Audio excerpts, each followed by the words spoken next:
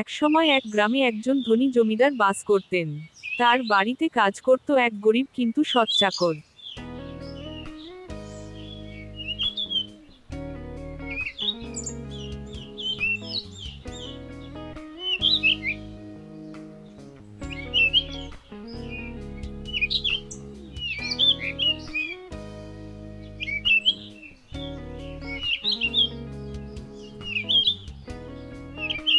তুমি আমার খুব বিশ্বস্ত চাকর, তোমার প্রতি আমার সম্পূর্ণ ভরসা আছে।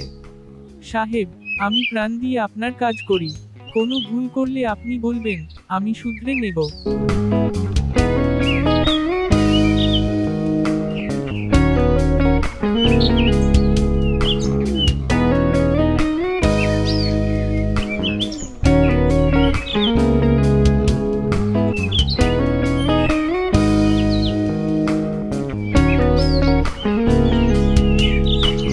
জমিদার সাহেব, আপনি জানেন না, এই চাকরি আপনার ধন চুরি করেছে। কথা বলা মুখ। হ্যাঁ হ্যাঁ, আমরা নিজের চোখ। মুখ।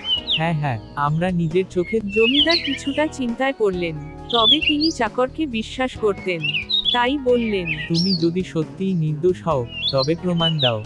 আমি তোমাকে সুযোগ দিচ্ছি। আমি নির্দোষ সাহেব, আমি প্রমাণ করব কারা আসল চোর। চাকর চালাকির সঙ্গে সত্য বের করে আনে। দেখা যায়, শত্রুরাই চুরি করেছে। জমিদার খুব খুশি হলেন।